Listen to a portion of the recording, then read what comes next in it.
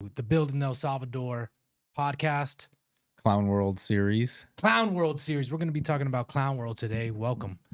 And yeah, we got a good show in store for you guys. And where should we start off? Well, I just want to say we're just commenting on the show. The show itself is telling itself out there on the social media networks and on TV. We're just going to comment on it. Yup. And here, you know what I can start with? I can start with because I haven't been paying much attention to it, but dude, it's everywhere. It's like all over the place. So, you know, even if you didn't want to know about what's happening with P. Diddy, it's all over your feed. And for me, you know, I see this as kind of like, again, the amorphous blob, this dark entity that just wants to, you know, suck your energy and conscious away from anything meaningful. Yeah, I just see it as a big distraction, a big smokescreen to manufacture conspiracy and controversy, to rob you of your life force, to rob you of your energy, to have you chasing, you know, chasing ghosts, going down rabbit holes that lead to nowhere, and keeps you from actually, you know, ascending to a higher state of being, to self-actualization, to doing anything productive and meaningful in your life. That's what I feel like this all is about, because a lot of it just doesn't make sense to me. If you look at it, it's like it just feels like an ongoing saga to keep the masses distracted. It's funny. I was thinking about this earlier, how everyone was all excited about Elon Musk buying Twitter and free speech and all that. Yet Twitter seems to be the biggest cesspool of all this stuff. And I go on Instagram and it's just like whatever, fun videos. It's like just entertainment to relax before bed, maybe hot girls. There's some fun parenting videos I watch, whatever. But I don't see anything about what's happening in the world. And maybe that's just my algorithm bubble. I don't use Facebook anymore, so maybe Facebook might be similar to Twitter. But I just think about here on X, like no matter what, no matter who I'm focusing on, commenting on, the creator economy, all that, still over there in the trending, it shows me all the conspiracy theories, all the FBI whistleblower warnings, all the stuff that just triggers my fear buttons. And I think, well, maybe this whole ruse to allow free speech and all that is really just more, like we're saying, more fuel for the clown world fire to keep us from actually focusing on the real stuff. Yeah, you know what? So I guess I'll just go into this story. There's a article. It's on Slate Star Codex, which is some popular blog. I don't know the details of whose blog it is, but they have all these, like, you know, cool entries that are far out there cosmic thoughts. And one of them I read, which was really enlightening, and it is called File Under Controversial or something like that. And it was written as if it was written by a whistleblower saying, hey, they have this technology, they're using this technology, and it works. And that technology was basically that they can manufacture content in a way that when it's disseminated, it creates conflict within whatever group they want it to, within whatever group they want to, you know, break apart or want to create friction in.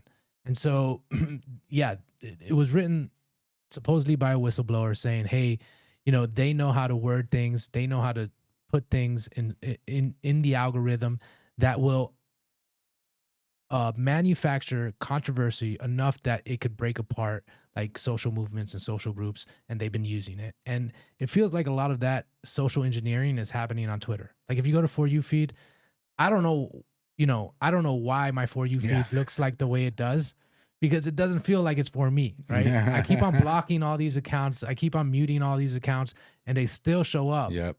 And so I'm like, you know, I feel like this is all, yeah, it's just being manufactured in order to cause hysteria in the world and further create division and hostility. I feel like that's kind of the zeitgeist of clown world right now. It's just like how much friction can we cause in the world?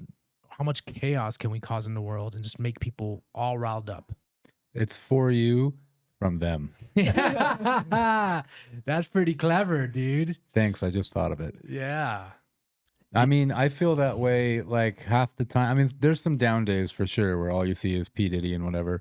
But then, like on a morning like today, there's that FBI whistleblower saying, stock up on food, stock up on bullets, vote. I don't know what that was part of Did he about. say vote He too? said, make sure you vote, stock up on bullets, stock up on 4 months of food. And basically saying to, what's the word? Militia, create a militia in your neighborhood to make sure you have community protection and pray.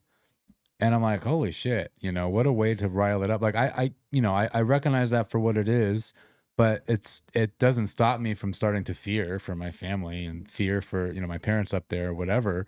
Like, oh, holy moly, that's some serious shit. Again, I think there's so many people that buy into that too. And so it's just an easy avenue to rile people up and get them all in the fear loop, have their consciousness completely engulfed with, yeah, just fear. And when people are fearful, they make irrational decisions and they can be easily misled and manipulated. And so, yeah, maybe they're priming the American public for something. Yeah, well, and they have been for a long time. The question is, when is that something? When does it go down? Is it as simple as it's just the election process? Is it something different, right? They could have been priming everyone for COVID, and then when COVID happened, all the reactions started to play out just as they may have been planning for. And maybe some things went to plan, maybe some things not. But you look at any time in history where there have been fear campaigns, propaganda, stuff like that, it all leads to something. It doesn't just go on forever. And this has been going on a long time in the United States in the media. Maybe we could just say even if it's only been going on 20 years. I wonder how much of the American history is just a string of propaganda and psyop. I'm not even talking about American history. I'm just talking about history in general, like Yeah. all over the world. I mean, the history I kind of have been thinking about this is kind of a tangent, but I'm kind of thinking now like history before World War II, we more or less know. Or maybe even history before the creation of the Federal Reserve, we more or less know. And then the last 100 years ish, we don't know at all the Yeah. truth. Yeah. I mean, you look at Brian Rummel posted the other day a video of all these shots from like the Chicago World Fair in 1896 or something. And you're like, whoa. And this is what he wrote. This is who we were. And it's gorgeous. It's beautiful. The architecture, the technology, even to get it was like 400 acres or something, the whole World Fair. And to get people around, there's moving platforms, like crazy stuff over 100 years ago. And then you see our modern architecture, you see everything now. And you're like, well, we just have gone completely backwards. Yeah. What is true? What is not? Why are we like that now? Is it all because of the fiat paradigm? Is that even true from back then, or is it all fictionalized? Is it all fantasy? Like, what is truth? We have no idea anymore. And this clown world stuff that we see on Twitter, we see online, we see everywhere, it just keeps us in those, like you're saying, those loops of like, well, I'm scared, I'm questioning, I'm mad. You go through all these emotions, and at the end of the day, you still don't have any foundation in reality for what's actually going on because we can't know. Yeah. There's two things I want to say here. One of them is I'll get to this point later, but like when it comes to our past reality or our past history and what to make sense of, it's hard to tell, just because you look at how much they've lied currently in just our modern day and age here in the last 4 or 5 years. And you're like, this is my my brother actually told me, he's like, dude, I don't know what is real anymore, because when COVID came around, right, and they were just lying about everything, it's like you really got to take a step back and be like, okay, well, if they're blatantly lying like this in front of my face, when like when I can see with my own eyes that what they're saying isn't true, what else have they lied about? Well, and they're lying about serious things too that have to do with your health. Yeah. And in some cases, like your survivability in this world. And they were all like, to the point where they're like, I just picture this evil creature like, take the shot, take the shot. Like they're just egging on everyday, normal, innocent people to like take this shot, take the potion, drink the potion, drink the serum, all of this. And it's creepy. It was just creepy. Those years were just creepy as hell. I've been reading The Gulag Archipelago by Alexander Solzhenitsyn. Mhm. Have you read that? No. It's fucking scary, dude. It's all about the Bolshevik Revolution and how, what, for 50 years, millions of people in Russia were just arrested for no reason Mhm. and then tortured until they signed confessions and then either shot or sent, to a torture prison for however many years till you maybe get out, maybe you don't. And what he gets into beyond just the whole, rhetoric and propaganda of how the communist revolution actually happened was just how like he gets into the human nature of good and evil. Like how could my brothers and sisters in my country, like other real humans, come down to this level of torturing people being so inhumane when they know it? And so when you talk about like ah, ha, ha, ha, like who's at the top going ha, ha, ha, and then the fact that there are means of that trickling down to just normal people to where they don't even really realize what they're doing, it's scary. Yeah, dude, it was scary as heck. Because even though I didn't read the Gulag Archipelago, I'm familiar with the ideas. I read other books on communism and also the psychology that was used, especially in Mao's time to Oh God, to yeah. create the Red Army, and also in Cambodia, where literally children were pitted against their parents. Um, yeah, dude, it's they've mastered the psychology to the point where they can turn a human being and make them just numb to emotion and make them rabid with rage. It's crazy and scary. Yeah, and he even talks about he's like this is happening in the 20th century after like even 200 years in Tsarist Russia before that. It would never be conceived of to violate human rights like that. Hundreds of years before when we were considered to be more barbaric, you wouldn't even consider things like that happening in a country like Russia. And then here we are in the 1920s, 30s, 40s, 50s and that's happening. So that I've been reading that. Maybe I shouldn't have been reading that lately with everything going on in the world, but it's a real eye opener to the fact that you don't know anything about what could happen in this world. Yeah. Now going back to what you said about this FBI whistleblower, like for me, this is the problem I have with Americans in general. It's like they get it, but they only get it halfway. Especially the red pill, red blooded Americans. They get it, but they only get it halfway. He's like, yeah, stock up on your ammunitions. You know, Your start pantry, start yeah start stock up on your pantry. vote, Get with your local community. Form bonds, create alliances, and then also go vote. And this is where they lose me. And I'm like, they don't get it. They still don't get it. And so it's like, and that's the problem. Like that I had in general. It's like, yeah, you're awake and aware of the corruption and the problems that now exist in our society. Um, they become so apparent that you can't ignore them anymore. Great, welcome. I've been here since I don't know 2006 or something like that. Been waiting for you, but you still think that the solution lies in politicians and politics. It's like, no, dummy. It's like like you only get it halfway. and does the solution lie in stocking food and stocking ammo? Like, what is a solution, right? The solution is Well, maybe to, I don't know, tune out.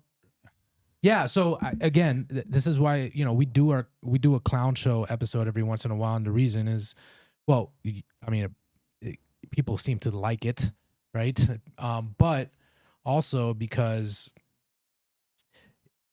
it forces me to have to pay attention to what's happening in the rest of the world, because here in El Salvador, our heads are like, focused in our mission over here and our work.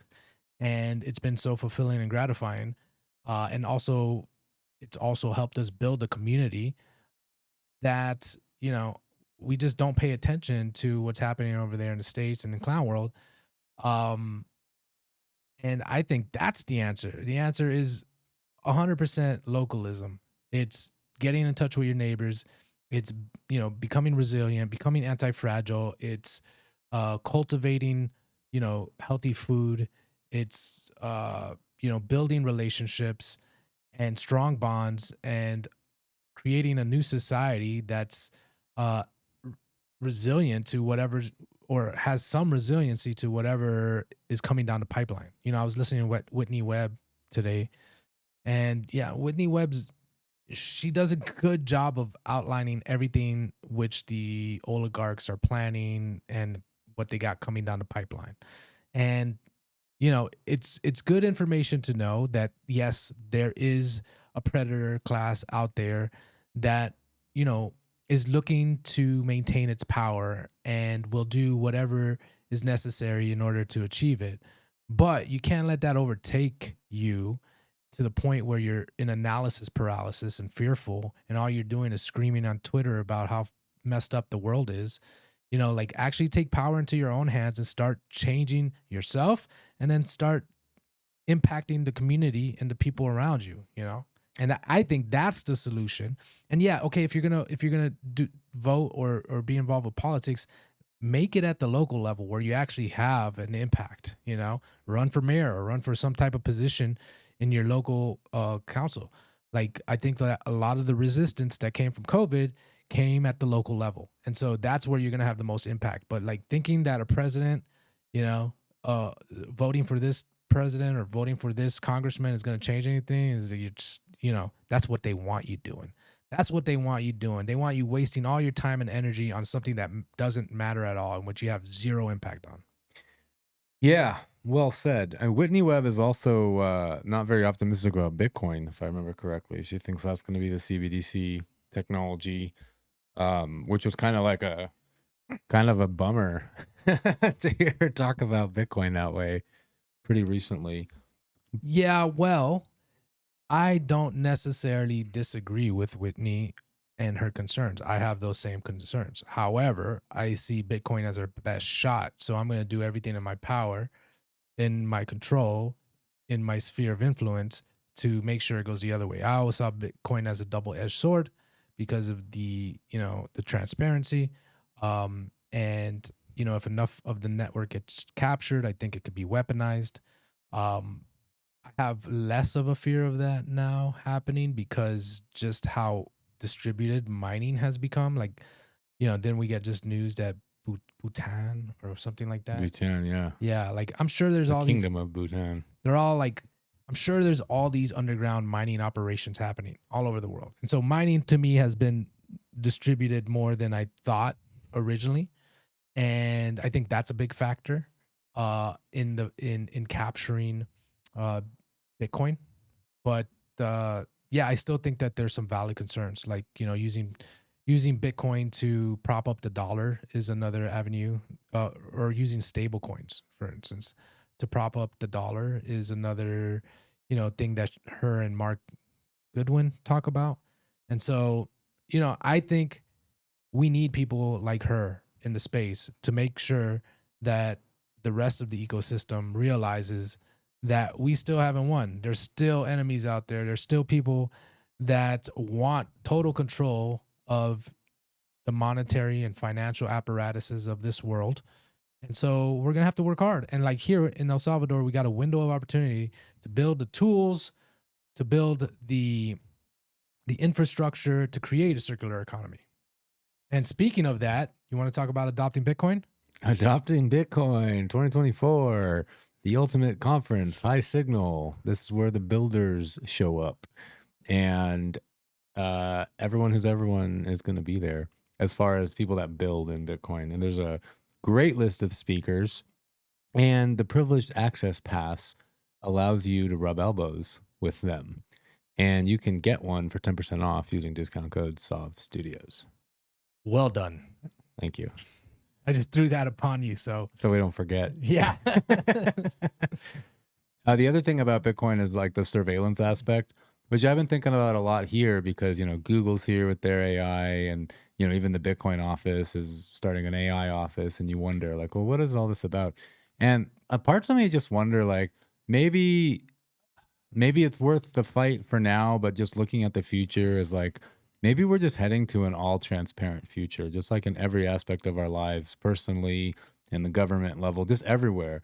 And like from almost like a metaphysical perspective, I think Terrence McKenna had talked about this at some point, but like at some point we just become just like a oneness species. We're just like, we know everything about each other. And that's like this ultimate evolution of being human. And it looks ugly here in the present because of everything we've gone through. But really, it's kind of like a beautiful thing. Everyone can start to act harmoniously. And I've become more transparent with my life, right?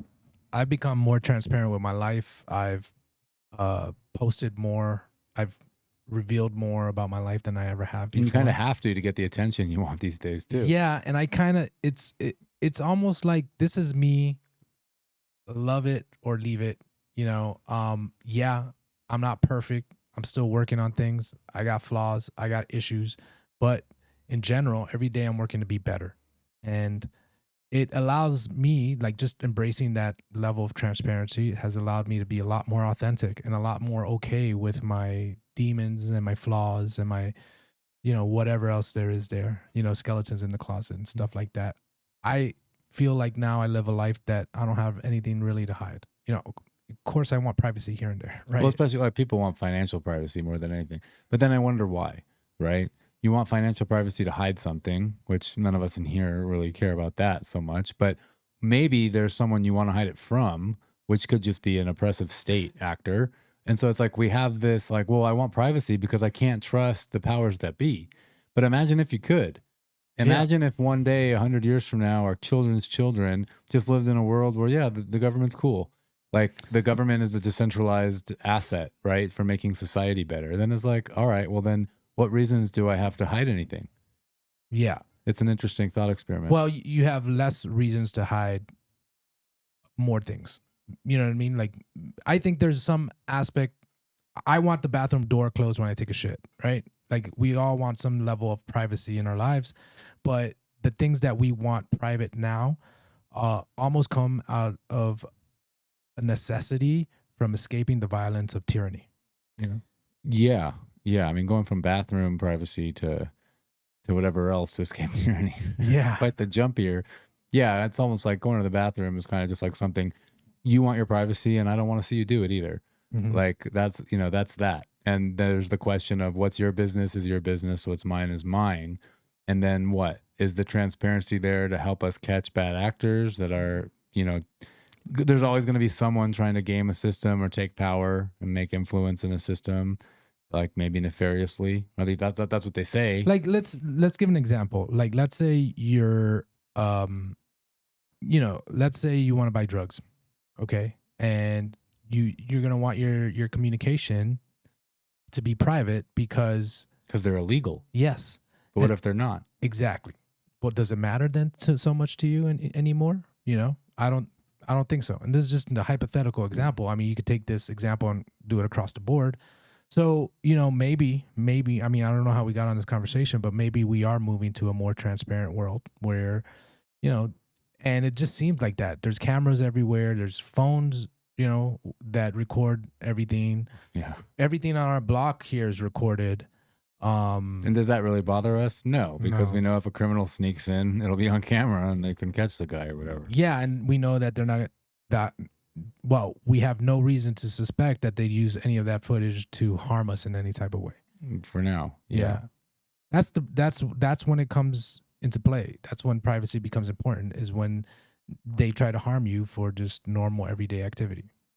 For things that shouldn't be criminalized. And so that's, like I said, that's where it becomes important. But if we're moving towards a world where the state has a lot more accountability, towards the people, then, like you said, maybe people won't have so much of a big deal being more transparent and open about their lives. Yeah. And so we got on this topic from Whitney Webb and Bitcoin and surveillance. And speaking of clown world, Because, well, just to go back to that, that is because what Whitney Webb says is that they want to use the transparency for nefarious purposes. exactly. Like, they're going to use that information and that data to create a digital prison, a digital panopticon, which you cannot escape. So that's her big, like, and it's important that she's out there and her voice is out there screaming this because, that's where it can go if we don't get our act together and turn things around, individually and then as a collective. Yeah, exactly. And maybe it's like either way, the transparency is coming. Just a question of if which fork in the road does it take? Which path does it take? Exactly. Yeah. If it's coming, let it come in an open and decentralized way, right? Versus being completely in the hands of like big tech. Exactly. Yeah. Exactly. So speaking of surveillance on transactions, did you see that post about there's this bank in London that when you use their app, I guess, to pay for something at the store, it'll like warn you if you bought meat or something and say, hey, you're not supposed to buy that meat. All Really? this climate change shit. Oh Yeah. my God. And basically, yeah, logging everything you're buying, and then it gives you like notifications to buy more soy products and vegetables or whatever. And it's funny because everyone in the threads of that, like in the comments, was like, "Oh, they're going to be out of business soon. Like, no one's going to use that app." Well, you know what? This is what I'm saying. We don't know what the mega corp underneath all of this looks like, right? We just see the edges. And the edges are all these like little companies. Well, the right? thing is they've known what we're buying. Like every time you use a credit card, like there are massive networks of that data sharing long before the internet was a thing that Yeah, was dude. happening. Like They got a social profile on all of us. yeah, and happened. It was happening before social media, so it's like that data isn't necessarily new, but the fact that they're like bringing it out and showing you and trying to influence your behavior now. I mean, but they have been trying to influence our behavior anyway. Just like, oh, buy more stuff, consume. And now it's like, oh, buy less of that, buy more of this under the guise of climate change, because they want to influence your behavior in a way that steers things in a direction. Here's what I think. I think that they're definitely going to be successful in some areas of the world in implementing their agenda. Now, will it last? I don't know. But I know that there's going to be a bunch of people that line up and get their like microchip and, you know, have their CBDC account and, Mhm. you know, just operate in that world and get their, 10 injections a year and so forth. Um, and I know they're gonna definitely try to implement it. I think it's called like Agenda 2030 or something like that, right? Like they have all these names for their initiatives. That Yeah, and the smart cities, and you can't travel and all that stuff. yeah, yeah. I think, but like again, I think there's enough people out there that are gonna voluntarily enslave themselves it, because going against the grain creates too much stress, anxiety, friction in their life. Just like the people who got, the injection to travel or so they can go to a Yeah, restaurant I'm or gonna need to do it anyway to travel. I may as well just do it now. yeah. Yeah, yeah. Yeah. So, those there's going to be a lot of people that do that and then I also think like people like here in El Salvador seems to be going a different trajectory. They're distancing themselves from the IMF. They're distancing themselves from the WHO. They've adopted Bitcoin. It seems like they're going a completely different way over here. They're embracing like hospitals are now integrating uh, open source protocols like Noster in order to better secure your data and uh, and communication. So The this, medical health freedom law, yeah, and they can never force you to do something like that again. And then if you're a doctor with a opinion differing from the mainstream, you're protected by law. yeah. So this sovereign individual thesis, I think, where nation states are going to cater towards certain groups of people, I think is playing out, and I think that we're going to have pockets of forward thinking jurisdictions all over the world. We're starting to see that already emerge. There's Singapore. There's what was the project in Honduras? Do you know the name? Prospera, but it Prospera. was made unconstitutional. They had to stop it. Just like Really? last week, I was talking to Fabian about it. Yeah, the government ruled it unconstitutional, and they So could no yeah, longer. they're gonna have. I mean, you're gonna have battles going back and forth between, jurisdictions and new societies emerging.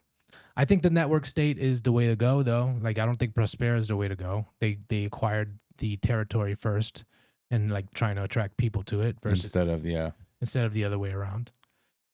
Honestly, the tech community is trying to build their own like communities, and I don't think they have the social glue that binds it together. Like just being enthusiastic about technology is not like the underpinnings of a healthy and and yeah, healthy society. Yeah, I think Bali G makes it sound like a cryptocurrency, a token is enough. Yeah. It'll unify everyone, right? With just economic values, I guess, as opposed to like straight up real life living together, raising families together, like the things that make us human at a tribal level.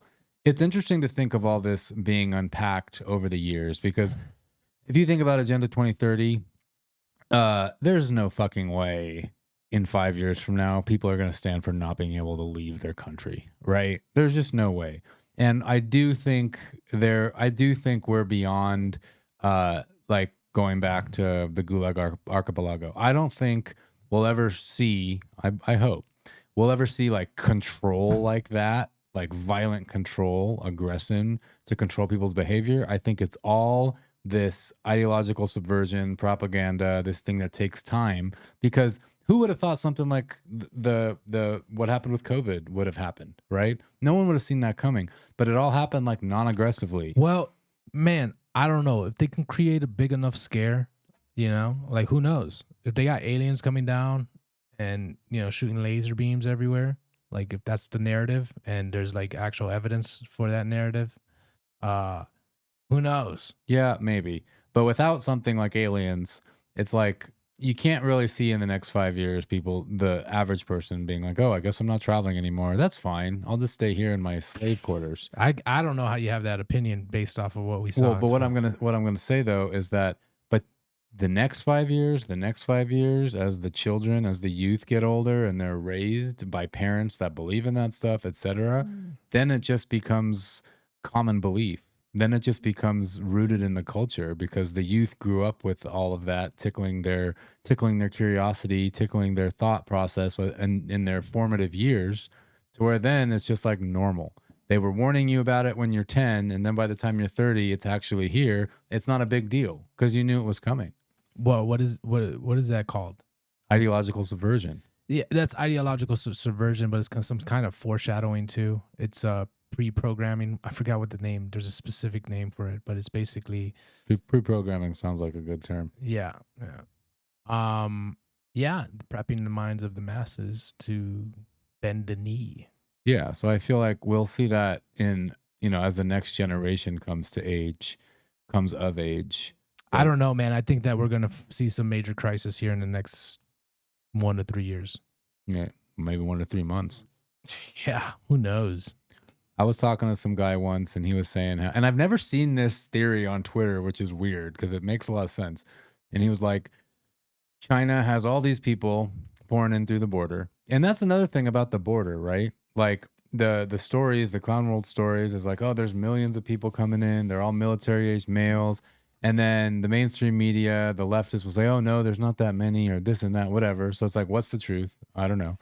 But he was saying how there's so many people and they're forming their factions and units. And all it takes is to take out a couple different energy centers like power plants, and you can bring down there's only like three grids in the states. There's like the east, the west, and Texas. Mhm. And then all you got to do is take out a few key hits, and then like the whole country has no power and is plunged You know, into chaos. you want to know something? Hang on. The rest of the theory is that the idea is that that happens either before the election or before the inauguration in January, no matter what. And then China takes Taiwan while we're in chaos. Dude, you got to read this book called Freedom and Damon. I think you'd really like it. It's like a sci-fi tech thriller that basically it's a story about all these kind of things happening, but in a very entertaining way, and it's cool because this is all predicated on like technology that is available or is coming down the pipeline. Like the author went talked to different, companies developing out this technology. So it's sci-fi tech thriller, but it's based a lot in reality. They even talk about cryptocurrency being able to create a social movement and a revolution. Anyways, it's pretty cool. But what I was gonna say is based off of that theory that you were just describing. It's one of the reasons why I left the utility world, because I realized that the work I was doing was centralizing the communications to one command and control that could literally like create a lot of disruption.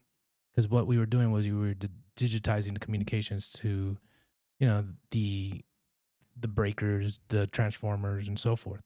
So I was like, huh, this is all going to now this essentially control. Before, you would have to like manually go to the station and open up the breakers and stuff like that. But now everything's being tied to the grid or being tied to some data center.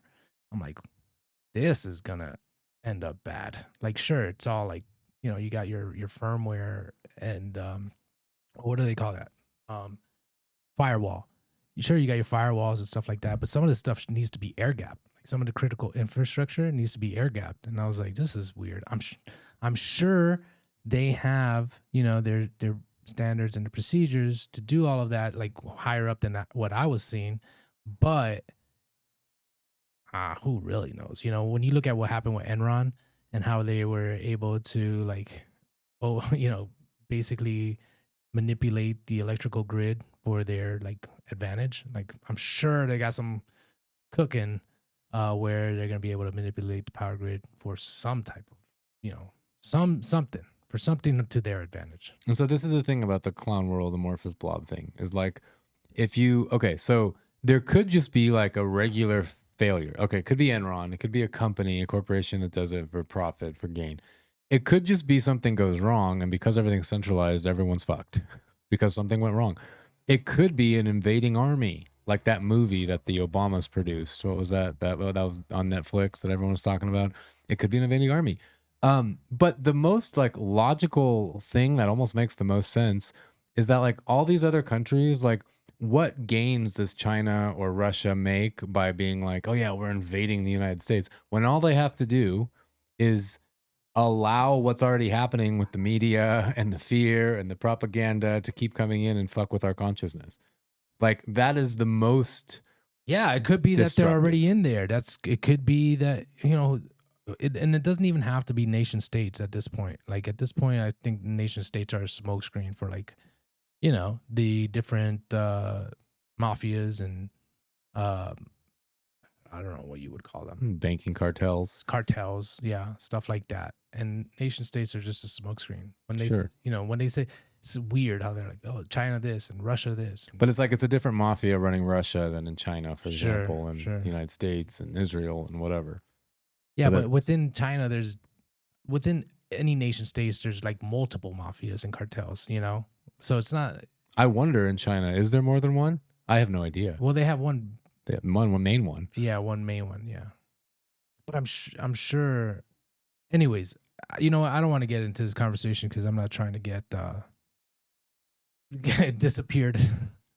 Yeah, well, no, the whole thing is just a disturbing thing to think about to begin with, but it's all part of the Clown World show. And the point is, we can never know the truth. We can never know what's actually going on. All we know is what we're fed in our For You feeds. And so it's like trying to come to the bottom of it is just an endless pit. It's a cycle of despair that keeps you in your head. It keeps you from sleeping well. It keeps you from having a loving household with your family. It keeps houses divided too. Yeah. Yeah. So the point of all of this is that if you're tired of Clown World, come to our retreat, November 10th. Oh my gosh. What a hook. Yeah. If you're tired of Clown World, come to El Salvador, check us out, hang out with us. It's going to be a fantastic time. Yeah, well, we go on excursions. You get to see what's going on in El Salvador. You get to see how safe and lovely it is. It's at the Bitcoin Mansion, which is a really beautiful venue. And I mean, I don't think we talk about this stuff that much, but I guess it depends on who shows up. And yeah, what else happens? It's the week of adopting Bitcoin, that conference we told you about a little bit ago. So if you're a Bitcoiner, it's actually a great way to come see the country before you go to the conference. And just in general, this is what I talked about yesterday on the Bitcoin Beach podcast, is that it helps to come see what hope feels like Yeah. and what hope looks like. And even if you're not going to move to El Salvador, it could be very valuable to go bring some back to your community. Yeah, dude. So, in a way, we have to force ourselves to these Clown World episodes because over here, like I said, we don't really pay attention much to what's happening over there in the States. And you don't realize how suffocating it is until you come to a place here and you could just be, and you could just interact with people on a human level without all the noise that happens, in American society, all the politics and the wokeness and the uh all the tension that exists over there. I don't feel any of that over here. It's so easy to get swallowed up into the amorphous blob in North America. But when you're here, it's like that cloud is gone. Yeah, You're just yeah, experiencing life like what it should be. yeah. Anything else you want to talk about Clown World? Well, we're going to talk about P. Diddy. I guess we're too far down the rabbit hole to talk about P. Diddy. I mean, this was off of we talked about P Diddy, just how it's all just a smokescreen and a big distraction to suck away your energy. I don't even know what the story is with P. Diddy. I saw the Justin Bieber thing. Is it a pedophile? Is that what it is? Yeah, like Who knows, you know? Yeah, we talked about the FBI whistleblower. We talked about this is Jacob Wolke. So this is a real Clown World topic. So he is going to jail for saying, we got Crudo here too, so this is a good one. He is saying, I am going to jail for saying raw milk is safe and effective. where does he live? He lives in The UK? Prison Island. Yeah. No, not UK. Australia. Oh, yeah. Well, sure. Yeah. Prison Island. Yeah. Well, Mr. Jacob Wolke, I have news for you. El Salvador has embraced free speech to a degree that most nations hasn't. So if you want to get out of Prison Island over there and come to El Salvador, we have a retreat happening. Well, he probably can't get out. He probably can't get out if he's going to jail for saying raw milk is good for you. What did he say it online or something? I have no idea. What a crazy. He has a video there, but in Australia they gone straight totalitarian.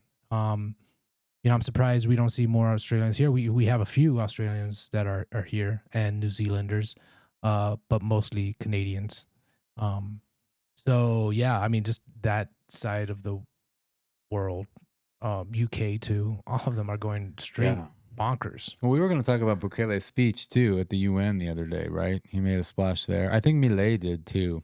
Here's a quote. Here's a quote from that speech, since we can't really play it because we don't have our full setup. Oh, that's another real quick side note. We're talking about moving the studio, and one other benefit is the fact if we move it upstairs, that we'll be able to have a TV. We could play stuff on the TV, stuff like that. This is what I'm realizing just now. Anyways, a quote from President Bukele's UN speech. We cannot prevent the dark times that are coming, but what we can do is become a small shelter from the coming storm and maintain hope. Damn, bro, that gave me goosebumps. Yeah, it's almost like, what do I make of that? I don't know how to feel after that. It's kind of ominous. Yeah. It's ominous, like hard times are coming, bad times are coming. And he's basically saying, hey, we're building an ark over here, to keep the light on, because the rest of the world is going to suffer. Yeah, maybe not the rest of the world, but a lot of it. Yeah. It makes me wonder, like, speaking of mafias and all that, like, how much do the presidents know, that they could never say? How much does Bukele actually know, like, what's going on? That I don't feel like I know anything. Well, right? we don't, but we're not presidents, right? We're not heads of state. Yeah. But like know as far as what? Know how the world works? Know how the power structure operates? Yeah, or know, like, okay, dark times are coming. Like, yeah, well, we can all assume that. Is he saying that because it's a way to speak to his audience, or is it because he has information that we don't? Kind of what I mean. Yeah, I'm sure he has information that we don't, but there's no denying that. It's pretty obvious. Yeah, dark times are coming. If you look at the trajectory, if you look at the debt, if you look at the the entanglements, if you look at all the destruction that has been caused, like the chickens come home to roost, man. Karma is real, right? Like you're going to reap what you sow. Like whatever spiritual doctrine you want to, it's just a universal law. What goes around comes around. There you go. And so the United States has, as a society, has just abused its power, its position for decades, maybe even a century. And so I don't know, man. You got to pay the price somehow, and I think that is coming. Pay the piper. You got to pay the piper. Well, it's kind of a downer note to end on. Maybe we got something else to talk about first. Well, we got a retreat coming up, and November 10th, the 14th. Go to sovereigntystudios.com/retreat to check it out. Yeah, Book and a call. it's okay. Here, well, we could end just on that note. You know, it was cool. It was cool because we're working hard over here. We are, you know, creating all this content after the last retreat, and one of the really cool things about it was hearing this joy that our guests had from coming here and hanging out with the Sovereignty Studios team, but in general, just hanging out in El Salvador and meeting all the interesting and amazing people that are here that this country is attracting. And so, like, when we talk about, like, you know, getting out of clown world and experience El Salvador for a little bit, go listen to those guests and what they had to say, and listen to their you know, the joy and the happiness that they felt being here. It was probably 4 days of relief from all the chaos and craziness of, you know, the United States that they got a break from. And so when you say, yeah, maybe just come down here just for a little break, you know, maybe you're not interested in moving here, but at least, you know, take a break and experience something new. You know, I definitely felt like a lot of guests had that. Hey, Matt, do you think it would be too much to ask if we queue up the video to play after we close so anyone tuned in can watch what the guests had to say? Yeah, we can do that. Yeah, let's do it. Either the long one or just the 2-minute one.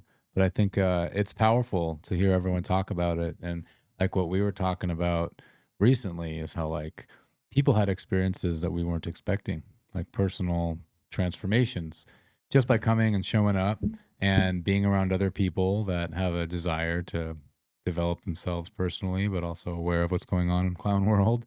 And when you bring all these people together, it's like alchemy. It's like really cool, the community. Alchemy, that's a spirit. good way to describe it, right? Yeah, man. You're just bringing all these protons and neutrons and electrons We're together. alchemists. Creating gold out of lead. Yes. Yeah, no, you're just bringing all this energy together, positive, optimistic energy, hopeful energy together. And, you know, you're seeing what kind of, what type of relationships come out of that, what type of collaborations come out of that, what type of partnerships come out of that. I mean, it's just, El Salvador is like that. I just wrote about this today. El Salvador is a place where, you know, there's so much happening. There's so many interesting people. There's so much energy just bouncing around that if you just put your ideas out there, like, you're bound to find people to work with, to gravitate towards, you know, to partner with. And it's just like, you know, that's how we found the Bitcoin mansion. And so, yeah, it's just an amazing environment to be in. Again, I think we've compared it to like maybe Silicon Valley back in the early days or something like that, where it's just like, The psychedelic days. yeah. Yeah. We queued up. Yeah, that'll be a good note to end on. Yeah. Thanks for watching, everyone. Enjoy this video. Alrighty, peace. Wait, I guess we weren't. El Salvador seems to be a beacon of hope and opportunity. That to me, it seemed like the backdrop wasn't even real. I wasn't expecting an evening like that. It's just been a ball. We're just having fun. It's been one of the most fantastic retreats of my life. And I'm walking away knowing that there's a family here in El Salvador anytime I want to come back. Right, so welcome to the Build in El Salvador retreat. My name is Michael Ruiz, this is Jordan Herbs. I've heard a lot about El Salvador, and I'm a critical thinker. I don't like to take what other people tell me at face value. I like to determine what something's like on the ground level with my senses. So I'm here. This is my good arm. Putting Bitcoin on the map as a legal tender here in El Salvador, decentralization of healthcare. My wife basically told me, listen, this is an opportunity of a lifetime. It inspired me because it's very hopeful. I have 2 kids, and I always want to look for opportunities for my kids as well, especially for them. We had been wanting to come onto El Salvador for a long time, but it was pretty daunting to think about trying to do it on our own without any assistance. But within a day of getting the notice that this retreat was being offered, same afternoon, my husband's correcting me, we responded to the opportunity. What's happening in El Salvador is quite inspirational in a time globally where there's so much confusion and hopelessness amongst the world. El Salvador seems to be a beacon of hope and opportunity, and there's this pole, it's very alluring. Everywhere I go, people ask me, they're like, hey, what's El Salvador like? Is it for real? to the State Department's website and say, you know, avoid going there. But frankly, you know, everybody is very pleasant. The people are very hopeful, I think, trying to make things better for themselves and for their country. It feels safe. You feel safe here. Bukele's vision for the country is becoming more and more clear all the time. It's really about building an alternative world to what's going on. Bitcoin is deeply involved in all of that, but that's not the only thing it's about. Wow, you know, even El Salvadoran who left want to come back now, and that gives us hope that, okay, you know what, there's a lot of opportunity here. The venue is spectacular. The first thing I noticed when we came in was the landscaping. Everything's so well kept. Yeah, it has a lot of depth and substance to it, a lot of history. It has this concrete canopy with huge sweeping arcs. The rooms are incredible, the accommodations, so you're super comfortable. The food was delicious. You guys have amazing chefs. Thank you. Hold on. My crew. It's not only me, man. It's not only me. You take in the sun almost the entire day. The sea feels like a warm bath to swim in. Even with the party, with a lot of people, there was still space to get away from it if you wanted to, or go back and mingle. What's not to like about this, right? This is about as good as it gets as far as a location goes. Michael and Jordan, these guys are hustlers. I mean, these people are working their ass off. From the moment Paul picked me up at the airport to this moment right here, I've been nothing but impressed with the crew. For example, we're having a dance lesson at one of our evening things. I'm off to my side because my husband wasn't able to join me, but I'm by myself. And so Michael asked me to join him for part of the dancing. Mostly, I wasn't a very good dancer, but but so good to be included. Jordan led us in a marvelous yoga session. They definitely went out 10x. I'm gonna go ahead and times that with another 10, 100x with the guys. The organization of the event, first class. I think the term is, what is it, white glove? Man, they blew it out of the water, you know, really, really good. So we had a good time. They did such a good job of putting this together and having like all these people from all over the world just have fun and explore El Salvador. It's like Max Kaiser famously says, Bitcoin's like a mirror. It'll reflect back to you whatever you're putting out. And you put out a lot of optimism and you put out a lot of hard work and you want to provide a lot of value, and you're going to get that mirrored back to you in the world around you. And Bitcoin amplifies that. Yeah, what you guys have done is nothing short of impressive, to say the least. So last night we had a sunset soiree on this venue, which is an incredible place to do it. When he said, bring an outfit to dress up, I wasn't expecting an evening like that. It was amazing. Yeah, I was dancing my face off. You saw me. So he brings together a lot of people that are both native Salvadorians and people who have come from other countries to enjoy the sovereignty they find here. There was some impromptu singing on the stage about Bitcoin tweets. Bitcoin is you money. I didn't talk to anybody that had a bad attitude. I don't think there's a single person that has a single complaint or gripe. As a matter of fact, I don't even know where things could really be made much better other than maybe the magnitude or the scale of the event. Obviously, you know, picking the brain of Max Kaiser was an highlight. The originators of Bitcoin adoption, really? I got to ask him some specific questions that you typically don't ask him on Twitter. I've been following Max since like 2013. To have him there in the flesh with Stacy to speak about Bitcoin, and just to hear all the speakers, they were all talking about the value of sovereignty, the importance of sound money, and that's why I'm here. I took photos. I got everything last night. Everybody got to talk with who they wanted to talk to in just a fun environment. It was great. A lot of stuff I didn't get, but I ended up researching when I got back to hotel room.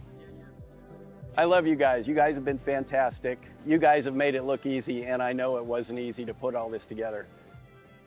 It's just been a very caring experience. You can't do any better than this. I think there's a lot of like-minded people here, more interested in building something that matters instead of tearing down something that you're against.